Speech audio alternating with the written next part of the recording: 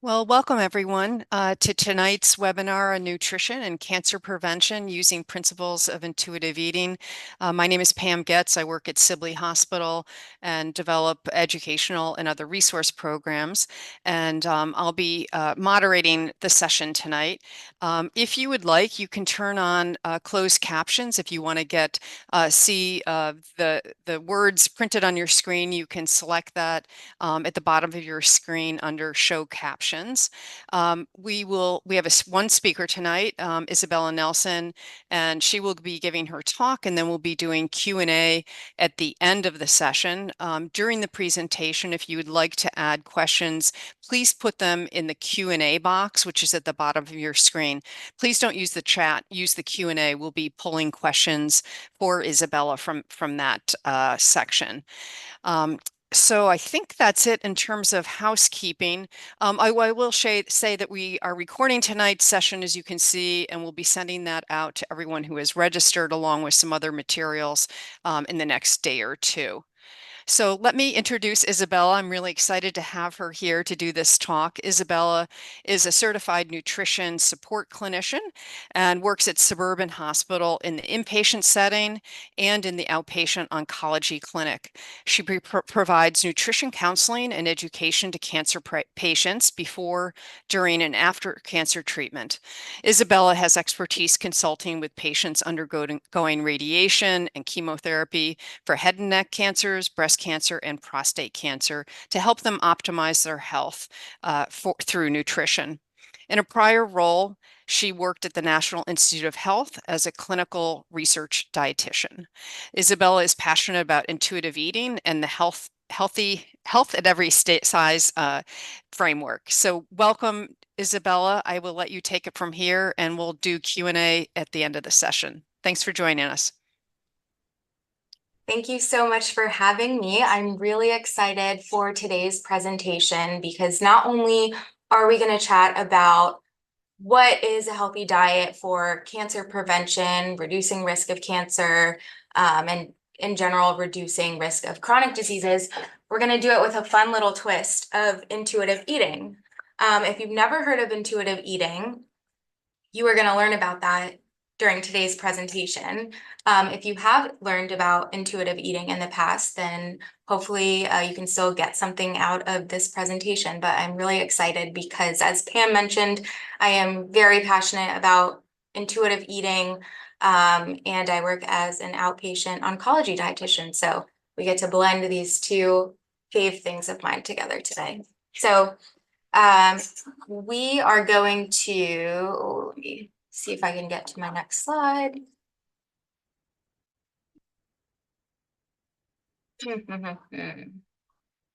We practiced this before, so I should be an expert at it.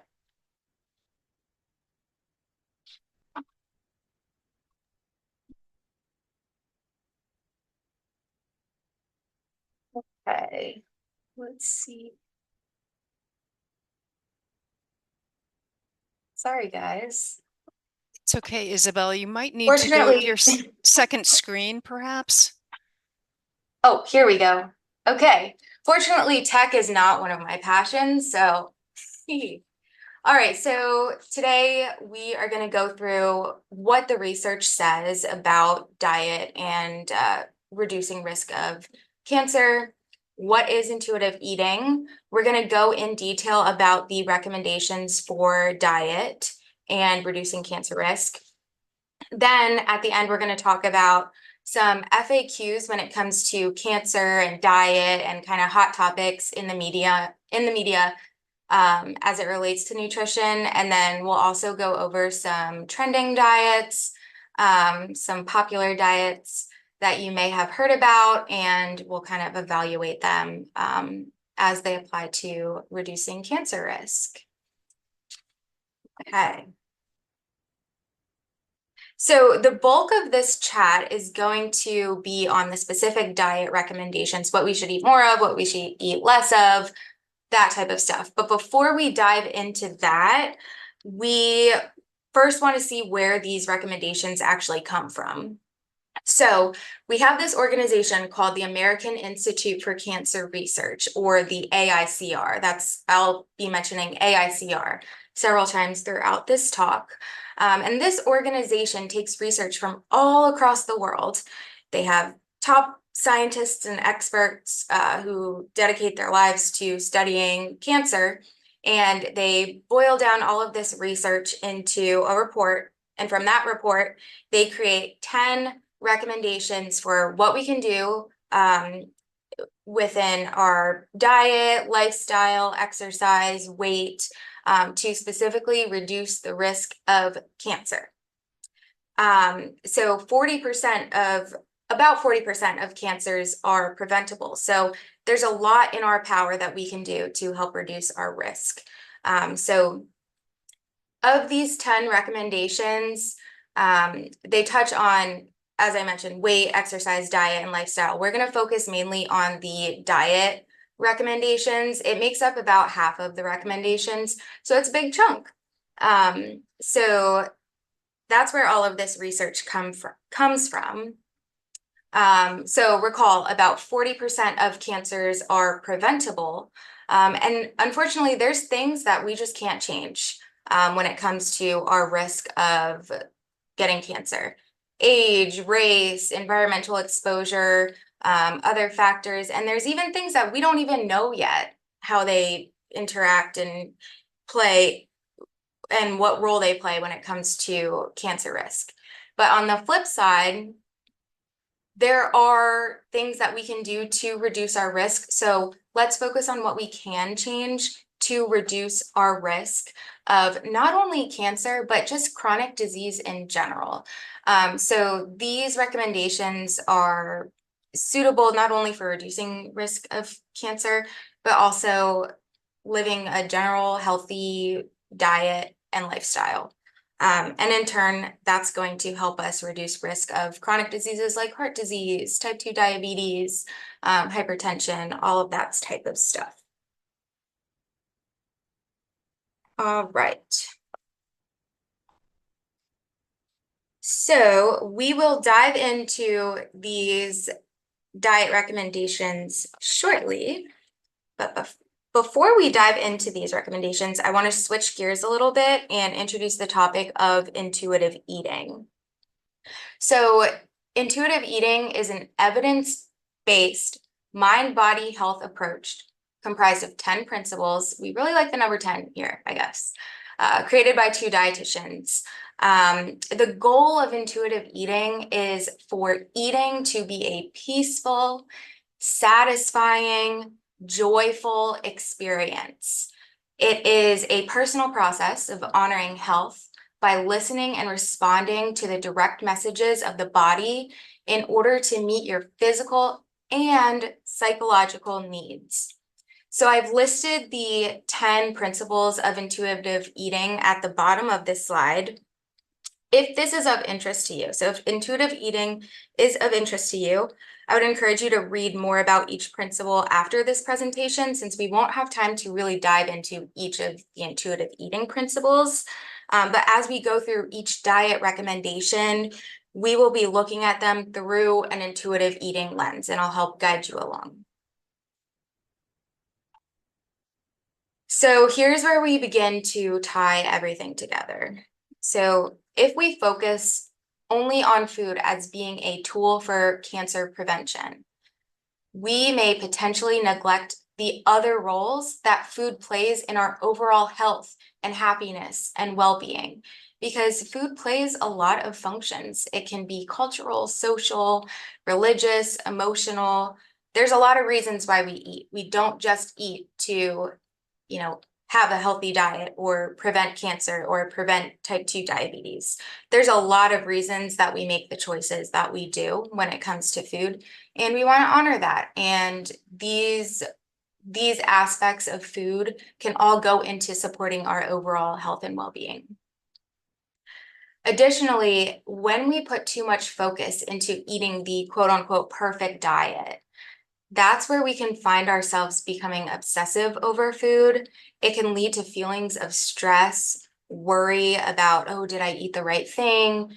Am I bad for eating the wrong thing. It can lead to guilt and chronic stress. And chronic stress can increase our risk of other health problems. So, we want to avoid chronic stress. We want eating to be a joyful, pleasurable experience. So ideally, if we can adopt these diet recommendations that the AICR has gathered global research and proven evidence that will help reduce our cancer risk, and if we can combine them with an intuitive eating mindset, hopefully we can reap even greater benefits to our overall health and well-being. So that's why I love tying these two together so we can get benefits from all over. Because eating should be fun. So one more kind of disclaimer before we actually dive deep. So just some things to keep in mind as we walk through this presentation. No singular food will make or break you. The focus should be on diet habits and patterns rather than individual foods. So there are going to be foods or food groups that I mentioned during this presentation that we should maybe eat less of, or that don't have a great benefit on our physical health. But that doesn't mean that there are any foods that are bad or good for you. There's just foods that provide more nutrients or less nutrients than others. So in this space, there's no such thing as good or bad foods. Foods are neutral. Also, any step towards the recommendations will have a benefit on your health. So small changes are still changes nonetheless. The more changes you can make and the closer you can get to following these recommendations, the greater benefit you will have on your overall health. I also find it helpful to think about what you can add to your diet or your eating habits rather than what can you take away from your diet. We don't want to focus on restriction. We want to think about what can I add to my plate to make it more nutritious, because that tends to be a little more enjoyable than focusing on what I can't have or what I can't eat. So keep in the back of your mind, what can I add to my diet to make it more nutritious? And finally, if you are sitting in this presentation and you're like, well, I have already been diagnosed with cancer. I've already gone through treatment. I've recovered. Why should I care about preventing or reducing my risk of cancer in the future? Well, we're living longer than ever before. So even after cancer treatment and recovery, we are living long enough to potentially develop new primary cancers or chronic diseases. So even if you've had cancer in the past or you're currently battling cancer, we still want to prevent chronic diseases from coming up in the future and reduce our risk of new primary cancers. All right, so on that note, let's dive into the recommendations. So the AICR has developed what they call the New American Plate. So this is how they recommend that we try to break up our plates when we're sitting down at mealtime. We want 2/3 of our plate to be plant foods, whether that's fruits, vegetables, beans, nuts, and seeds, and whole grains. We want majority of our plate to be plant-based foods. 1/3 of the plate can be reserved for animal-based protein foods. So this is our seafood, poultry, dairy, and red meat on occasion. So this is promoting a plant-forward diet. Does this mean that you need to go vegan or be vegetarian? No. This simply means that we want to increase our intake of those plant foods, those fruits, those vegetables, those whole grains, because they have really positive effects on our health and kind of crowd out the animal-based foods. So we will start off by going through the foods that we want to try to eat more of. So first up is fruits and vegetables. Also, you'll notice on several of the slides, there's a take action segment where I have just some quick ideas of how you can actually add whatever topic we're discussing, fruits, vegetables, whole grains, into your diet. So I'd encourage you to read these, but I've also compiled them into a list. So after this presentation, when our hosts send out additional information for you guys, we'll include the list of all of these take action steps. So don't feel like you need to write them down or anything. Okay, so back to fruits and vegetables. We want to aim for 5 servings a day, and fresh, frozen, and canned all count towards these 5 servings. So sometimes we think that, oh, if it's canned or it's frozen, it's not going to be as nutritious as fresh, or it doesn't count. I have to eat fresh produce. That is not the case. Really, fresh, frozen, canned, they all count towards eating more fruits and vegetables. So do what you can. Also, we want to aim for variety and eat the rainbow. So by eating different colors or a variety of fruits and vegetables, we're going to get different phytonutrients. And phytonutrients are compounds that are found in plant-based foods that do really amazing things in the body. These are anti-inflammatory properties. They help with blood sugar control. They help with metabolism. So they're really important little nutrients that are not vitamins, not minerals. They're kind of their own thing, and they're found in plant-based foods. And when we eat these, they do great things in our body. So we want to eat a lot of them, and we want to eat a variety of them, because although they are great on their own, they work even better together. So they're synergistic. So we want to eat a variety of fruits and vegetables if we can, so that those phytonutrients can work together and provide an even greater benefit. Of note, typically the darker the color of a fruit or a vegetable, the more nutrients it's going to have, just because it's denser than a lighter color. So it's going to be more dense with nutrients. Yay. So for example, kale is going to have more vitamin, mineral, phytonutrient content than something like iceberg lettuce. Lastly, we typically want to limit fruit juice and choose whole fruits instead, simply because the whole fruit is going to contain more phytonutrients, more fiber, more overall benefits to our health than a fruit juice. If you do like fruit juice, I'd encourage you to do 100% fruit juice. So if you're in the grocery store looking at the labels, look for a juice that says 100% fruit juice, just so we can get the most bang for our buck.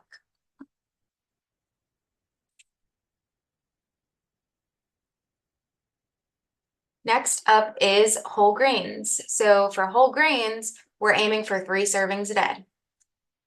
We want to choose whole grain bread, whole grain pasta instead of white bread or white pasta. That's because as we process these grains, we lose some of the nutrients in the process of manufacturing. So by choosing the whole grain versions of bread and pasta, we're going to get more fiber and, again, more bang for our buck, more nutrients per bite. Some other examples of whole grains are barley, bulgur, spelt, brown rice, oats, quinoa, millet, and even popcorn. Yes, popcorn is a whole grain, which is super fun. If you are ever unsure of if something is a whole grain, specifically when it comes to things like bread or pastas, when you're in the grocery store, sometimes labeling can be a little deceptive when you see all the bread in the bread aisle, and some breads say multigrain, some breads say whole wheat, some breads say whole grain, and you're like, oh, which of these is exactly a whole grain? If you flip the package over, look at the nutrition facts panel, and almost said scroll down, look down at the ingredients list. Look for the ingredient, the first ingredient, and it should be 100% whole wheat or 100% whole grain, and that should be the first ingredient. You'll notice that a lot of multi-grain breads or products that they're marketed as multi-grain, they're not made with 100% whole grain, and we want 100% whole grain. As I was compiling this take action list, I came across a really fun tip that had never crossed my mind before, but if you have a rice cooker at home, you are not limited to just using it for cooking rice. You can actually cook other grains in rice or in a rice cooker, like quinoa. So that could be something to try out. I know I will definitely be trying that out. And then we have my favorite nutrient of all time. If you've ever listened to one of my talks in the past, you may know that I'm a nut for fiber. Fiber is amazing. All plant foods contain some amount of fiber. The goal is 25 to 30 grams of fiber per day. And fiber has so many benefits. One of them being it decreases the risk of colorectal cancer. Colorectal cancer is the third most common cancer in the United States. So if we can all increase fiber in our diet, we can bring that number down and really stick it to colorectal cancer. Not only does it decrease risk of colorectal cancer, it's good for a lot of other things. Bowel regularity, digestion, blood sugar control, lowering your cholesterol. And it also helps us feel full and satisfied after eating a meal. So because fiber helps slow our digestion down, when we eat a meal that is high in fiber, we're going to feel full. We're going to feel satisfied. We're going to slow our digestion down so that we feel full for longer and we're not hungry, in 30 minutes or an hour. And that's really important when we are thinking about intuitive eating because we want to gain satisfaction from our meals. We want to be able to eat a meal and feel satisfied and feel full and feel like we're getting a lot of nutrients. So that's why fiber is really, really wonderful. Now, if you're looking at this slide and you're like, oh, I don't get a lot of fiber in my diet, as soon as I log out, I'm going to eat 3 cans of beans. I'm going to get 35 grams of fiber all in one day. I would caution you. That may be a little painful. You might get some gas. So if you do plan on increasing your fiber intake, do it gradually. 5 grams of fiber per day, which is typically the equivalent of 1 or 2 slices of nice 100% whole wheat bread. And we also want to increase our fluid intake as we're increasing our fiber intake, because once fiber gets into our body, goes into our intestines, it needs water to do its thing. With fiber, quantity and quality are both very important. So we want to hit that 25 to 30 gram fiber per day goal, but we also want to focus on quality or variety. So we want to get fiber from multiple different sources, some from fruits, some from vegetables, some from whole grains and beans and plant proteins. And that is important because it's going to help support our gut microbiome. So we have a lot of bacteria living in our guts. And these bacteria like to munch on different types of fiber. And we want these good bacteria to grow and produce their beneficial chemicals to help our overall health. So we want to feed them all different types of fiber sources so that we can have plentiful and happy and healthy gut microbiomes. So one of my favorite ways to take action when it comes to increasing fiber intake is if you're at the grocery store and you are an indecisive person like me, and you're stuck between 2 products, whether it's like bread or crackers or whatever it may be, and you just can't decide which one to pick for whatever reason, let the determining factor be how much fiber is in that food. So again, turn the package over, look at the nutrition facts panel, and look at the fiber content. And go for the one that has the higher fiber content. And your decision is made for you.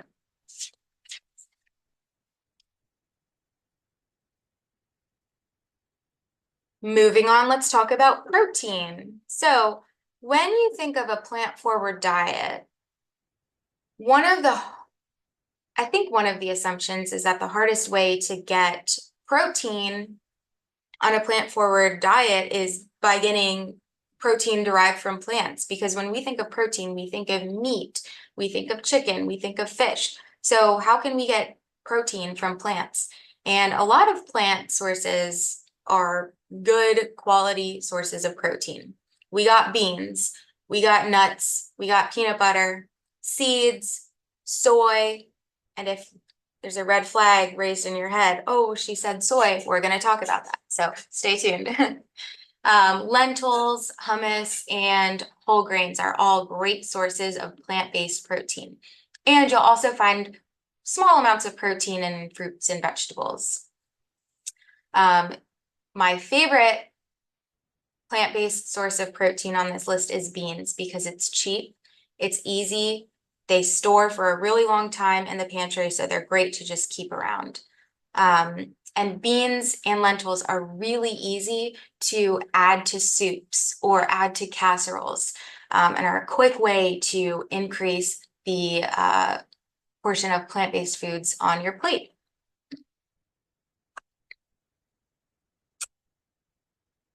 All right. So after this slide, we're going to talk about some foods that the AICR recommendations say that we should decrease. The first one being animal protein. So the AICR recommends that we limit red meat to no more than 12 to 18 ounces per week, which totals to be about 2 to 3 times per week. Red meat is going to be your pork, lamb, mutton, goat, beef. Additionally, we want to avoid or significantly limit processed meats. A processed meat is any meat that is preserved through curing, salting, smoking, or adding preservatives. The reason that we want to limit these processed meats is because they have been shown to increase the risk of colorectal cancer. Some examples of processed meats are sausage, bacon, salami, hot dogs, cold cuts, or chorizo.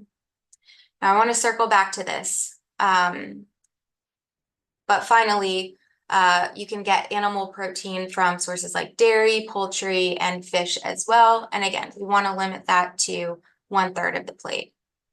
So back on the topic of processed meats, I want to share a story.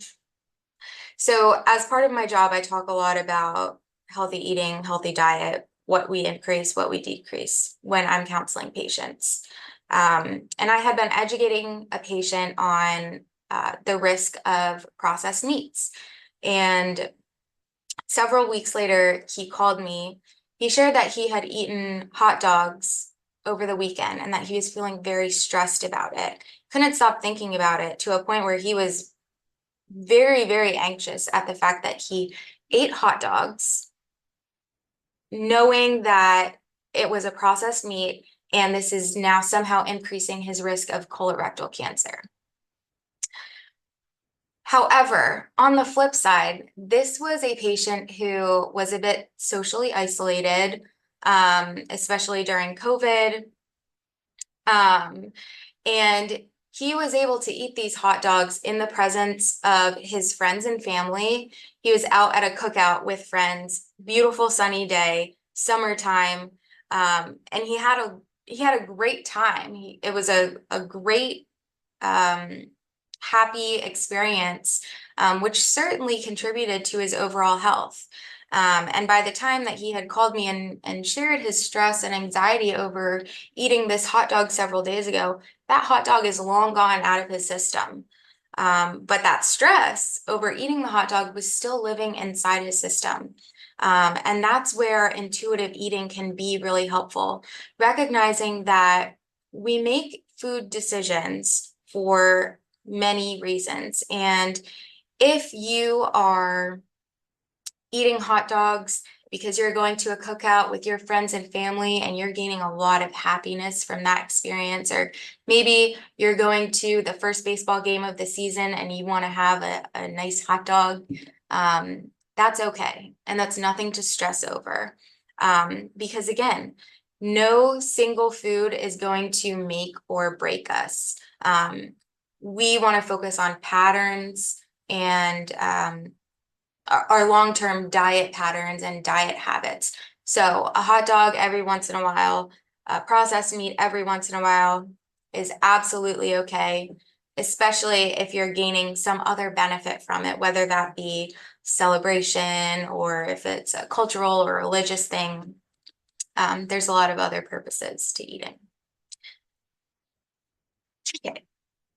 On that note, if you do really enjoy deli sandwiches with deli meat, those are processed. So a fun swap would be trying pulled pork or like rotisserie chicken instead of the cold cuts.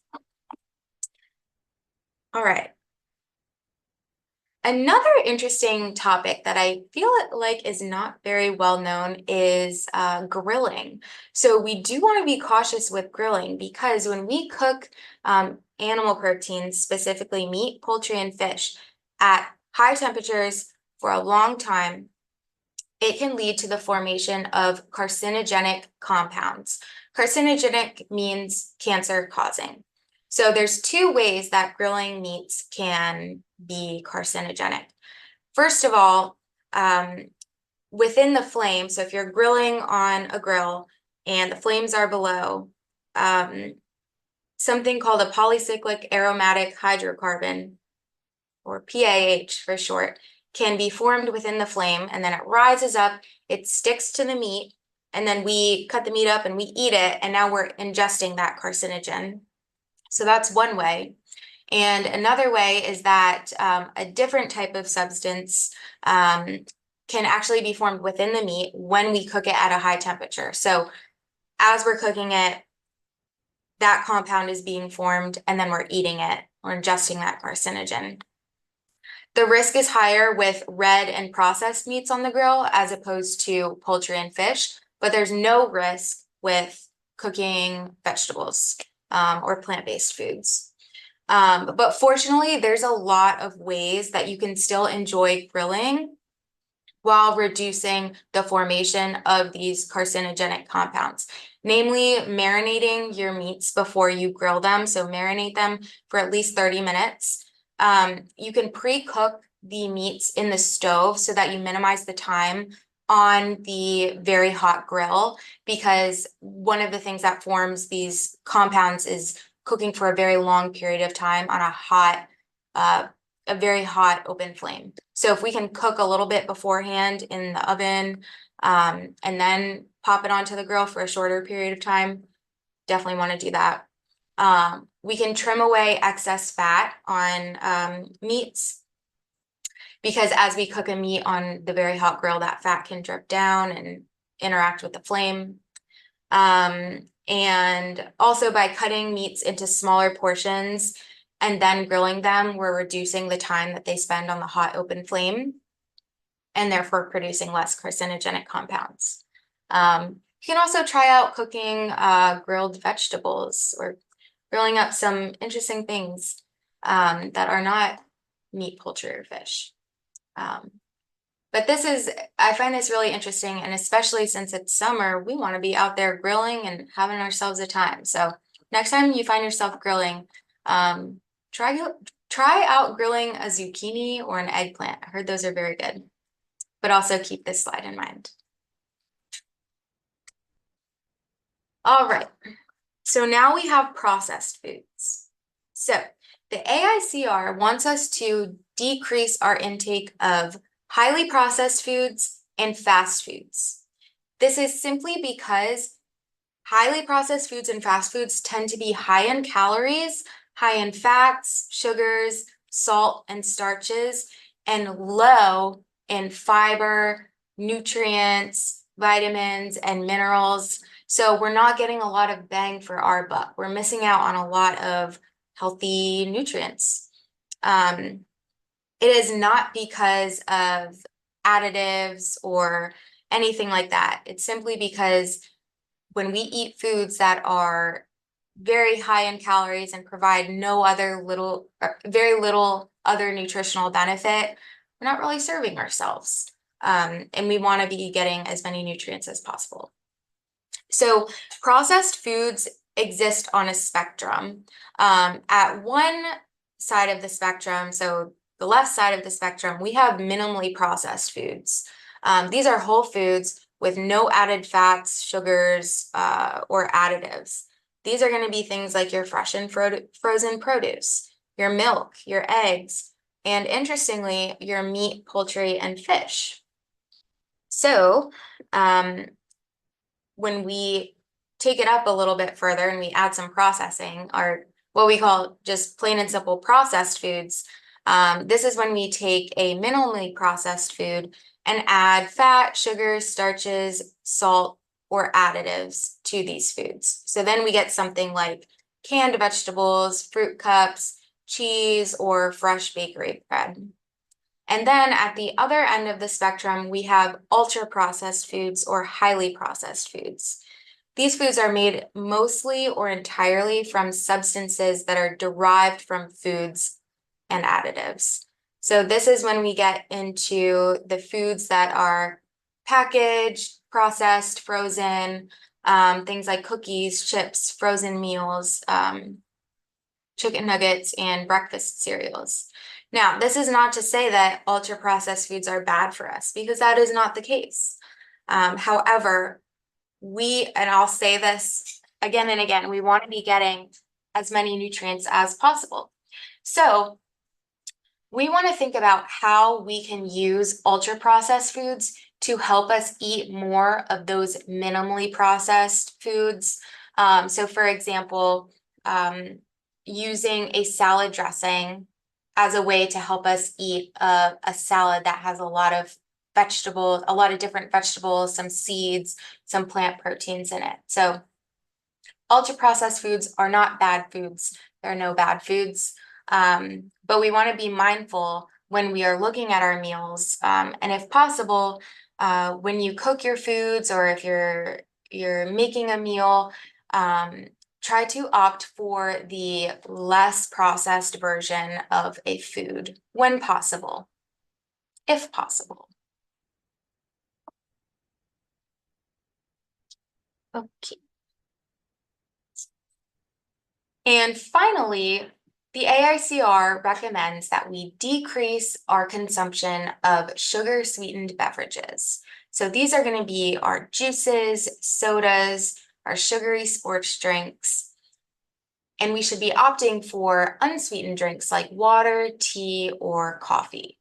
And this is similar to why they recommend decreasing the ultra-processed foods, simply because we're getting a lot of added sugars and a lot of calories from sugar-sweetened beverages that maybe we don't need. Maybe they aren't going to fill our cup up. Maybe they aren't going to make us feel so great. So if we can make our main beverage something like water, or tea or coffee, that is going to benefit us the most overall. So obviously that begs the question, what about drinks made with artificial sweeteners like the aspartame, the stevia, all of that stuff? And that will actually bring us to our cancer and diet frequently asked questions. Starting off with, do artificial sweeteners cause cancer? So this is a really hot topic in the media right now. Your artificial sweeteners are going to be your aspartame, sucralose, saccharin, stevia, and there is no conclusive evidence that these additives cause cancer. But we do need more research to determine long-term health effects and the exact relationship between cancer and artificial sweeteners. But as of now, there is no evidence to say these artificial sweeteners cause cancer, therefore they are safe to consume. Now, beyond that, is it beneficial for us to be choosing beverages made with artificial sweeteners rather than beverages that are made with added sugars? So, for example, would it be better for our health to choose Diet Coke instead of regular Coke? And the answer to that is a little bit nuanced. So if you're somebody who drinks 3 cans of regular soda or regular Coke per day, you may benefit from switching to a Diet Coke or a beverage that doesn't have added sugars to it, to help with weight control, blood sugar control, and to avoid consuming excess calories. But ultimately, the best choice would be an unsweetened beverage like water, or tea, or coffee. So we kind of have like good, but then best. And best is always going to be water or unsweetened beverages. I think there's also research emerging about how artificial sweeteners like aspartame and sucralose affect our gut microbiome, because we want to have a really healthy gut microbiome, but aspartame and other artificial sweeteners might, I'll say, weaken our gut microbiome. So again, more support for why let's make water our main beverage.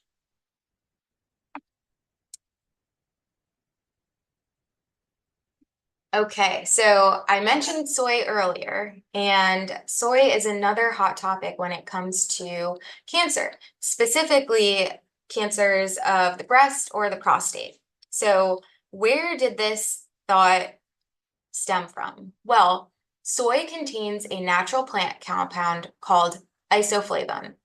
And isoflavone has a similar chemical structure to human estrogen. So that was the thought, oh, if we eat a lot of soy foods, we're going to be we're going to be ingesting a lot of hormones, and that in turn is going to cause breast cancer or prostate cancer. However, the isoflavones in soy, while they are similar in structure to human estrogen, they function differently in our body when we eat them. Research has not found a link between soy consumption and increased risk of cancer. So soy is absolutely safe to eat. It's not going to cause breast cancer or prostate cancer. And research is showing that soy can actually lower risk of breast cancer in women. And it can be part of a healthy plant-based diet. We get a lot of nutrients from soy products. Fiber, protein, B vitamins, the list goes on. And there's a lot of great phytonutrients in soy as well. So we don't need to be scared of soy. Soy can be part of a diet that helps decrease our risk of cancer. But ideally, we want to choose whole soy products, which kind of falls along the lines of choosing less processed foods when we have the option. So aiming for soy products like tofu, soy milk, edamame, or soy nuts, those are going to be minimally processed or less processed than some other soy options. So we like soy here. Another super hot topic is, does sugar feed cancer? And long story short, no, sugar does not feed cancer. When we eat sugar, it does not preferentially feed cancer cells over any other cells in our body. However, the link is a little bit indirect, because when we eat foods that have excess added sugars, or when we eat a diet that is high in added sugars, that can lead to excess calorie intake. And with that excess calorie intake, that can lead to weight gain. And in turn, that can increase risk of cancer. So the link is indirect, but eating sugar-containing foods will not preferentially feed cancer cells. Additionally, if we try to cut sugar from our diet, we're going to be cutting some really nutritious foods. So even foods like fruits, vegetables, whole grains, those foods are going to break down into sugar. And if we restrict those foods, we're going to miss out on cancer-preventing nutrients like fiber, vitamins, minerals, and phytonutrients. So we certainly do not need to restrict healthful foods that contain carbohydrates for any particular reason. Okay, and finally, what about the blank diet? So this is a question I get asked a lot as a dietitian. There's a lot of diets that are going around, very popular, that tend to draw people's attention.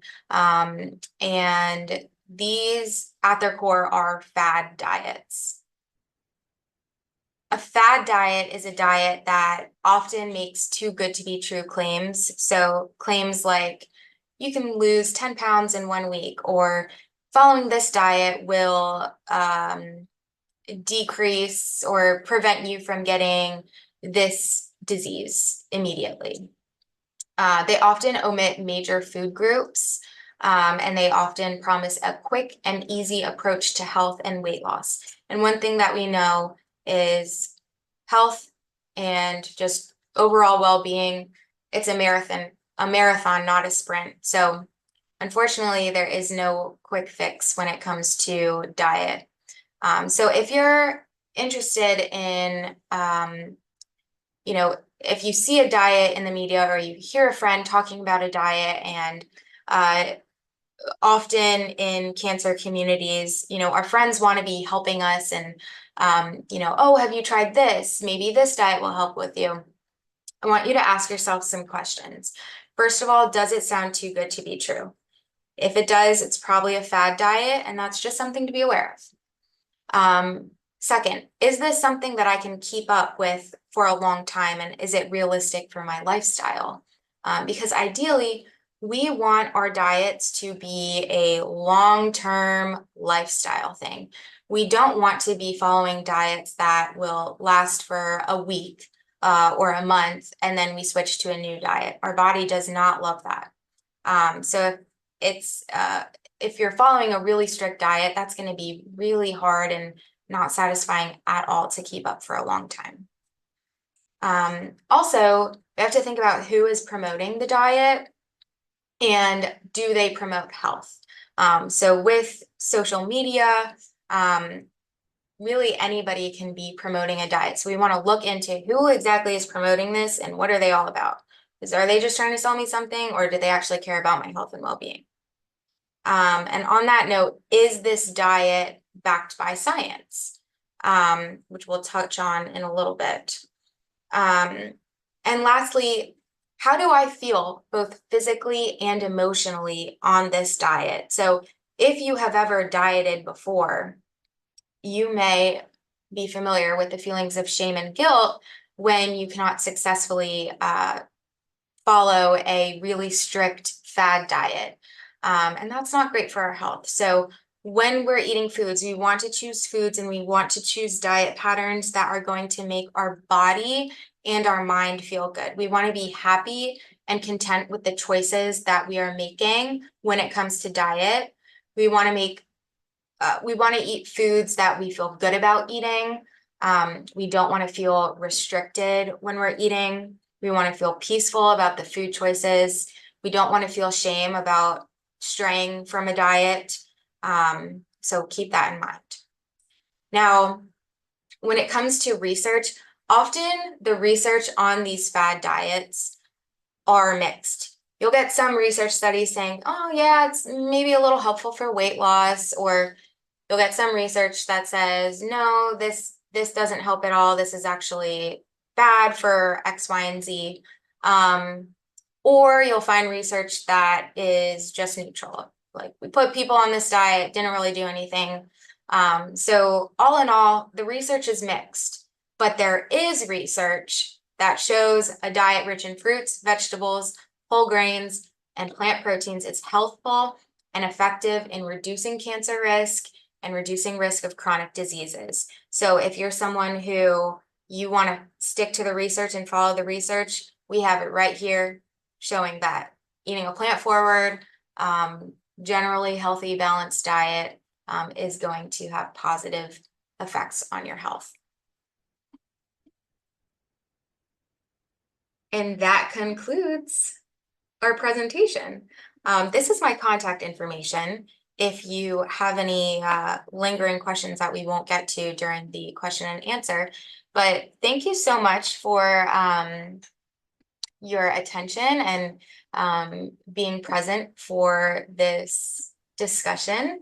I'm really happy I got to share intuitive eating and diet with you guys. So I'll turn it over to Pam, and we have some time for question and answer. Wonderful. Thank you, Isabella. How refreshing to kind of have an approach that's feasible and still keeps the fun and pleasure in eating and moves away from sort of restriction. There's some great questions in the Q&A and more are coming in. So we'll do our best to answer all of those in the next 9 minutes. And maybe, Isabella, I can collect these questions and we can send out answers in an email if we don't get to all of them tonight. So there was a couple questions about fiber, one of your favorite topics, and legumes. And you talked about legumes being plant proteins. And the person asked the question, does a serving of legumes contribute to your daily intake of vegetables? Or should that be considered in another category? So that will be considered in another category. That is a great question, though. Okay, So great. legumes not counted towards fruits and vegetables. Okay, great. And then there's another question related to fiber and seeds, and it might be a little too particular to specific individual or individuals.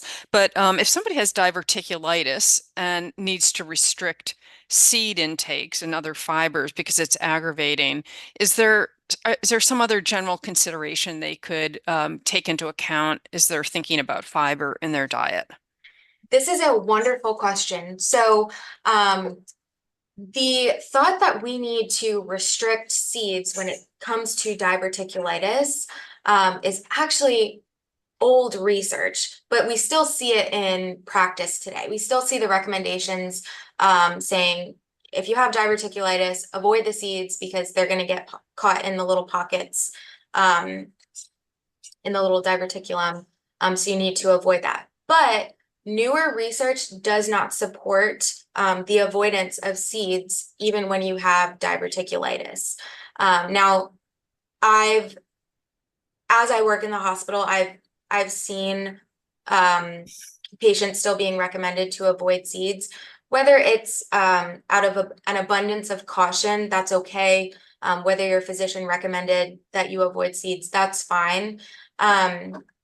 So if you are avoiding seeds out of abundance of caution, a good alternative would be ground seeds. So like ground flax seeds, ground chia seeds, because seeds are difficult for our bodies to digest and break down because they have that tough outer shell, which is fiber, and that's great. But if we purchase, or you can even ground them yourself, ground versions of seeds, that will help you you're still going to get some fiber from that, and you're still going to get the benefits of the seeds. Great, thank you. And there are a couple questions here about breakfast cereals and how they're processed. Let me ask just sort of a general question to answer both people's questions, but is there a way to read the labels on cereals and make a better choice in terms of how processed they are and additives and what have you? Yeah, so when it comes to processed foods, even when we get into the ultra processed category, we're still going to have a spectrum of less processed, ultra processed foods and ultra processed foods.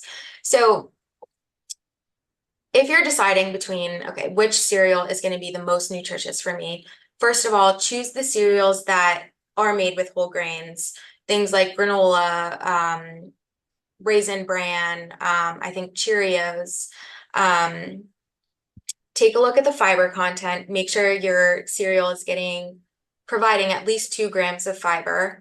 And take a look at the added sugar content. So a lot of breakfast cereals, especially the children's breakfast cereals like the Lucky Charms, or I can't even think of some of these breakfast cereals, but they're going to have a lot of added sugars. So your best bet is look for cereals made with whole grains, cereals that contain at least 2 grams of fiber.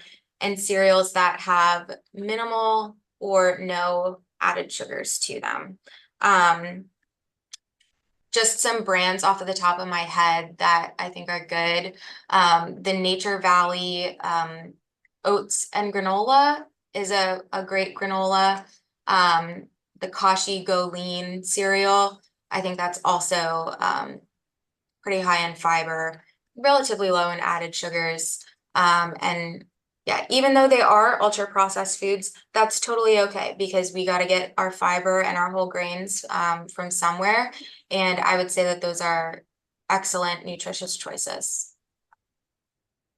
Great, thank you. And then there are a number of questions about different modes of cooking and air fryers and a couple more questions about grilling. But can you, and microwaving, can you talk a little bit about the safety of air fryers and microwaves? Maybe I don't know if you can compare those to grilling or not, but maybe talk a little bit about that, please. Yeah, so the main thing is that we are making fruits, vegetables, whole grains, the plant stuff at the forefront of our diet. And then the cooking method doesn't quite matter. There's a quote, actually, besides grilling, but the cooking method doesn't quite matter. I think there's a quote, it goes something like, so we know the quote, an apple a day keeps the doctor away. Does it matter how we prepare the apple? No, it doesn't matter how the apple is prepared. As long as we're eating that apple, you can bake it, steam it, fry it, boil it anyway, it is going to be beneficial. So I think if we were to dive deeper in the research, we will see slight differences in nutrient content in the way that we cook food. So sometimes like cooking vegetables really, really thoroughly, we're going to lose some of the nutrient content from those vegetables, but nothing to make a significant difference in our overall diet. So I wouldn't focus too much on, should I air fry or bake or uh, boil this as it pertains to what's going to be the healthiest option. But overall, just focus on trying to getting in those fruits and vegetables. But ultimately, grilling is that's one that we kind of want to be a little cautious about.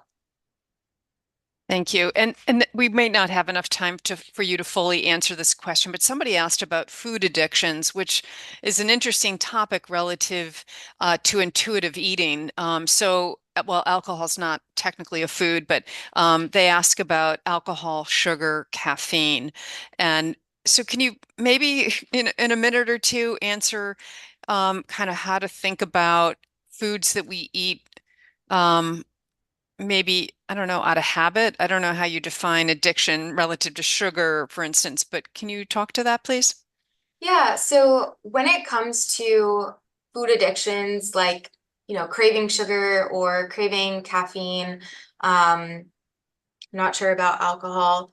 I think intuitive eating would be, if that's something that you are dealing with, intuitive eating would help you immensely because at our when we make choices about what we eat, we want to understand why are we making those choices. So a lot of times with food addiction, we are choosing things that help us cope with our emotions because I think at the core of addiction, we're trying to cope with difficult emotions that we are feeling.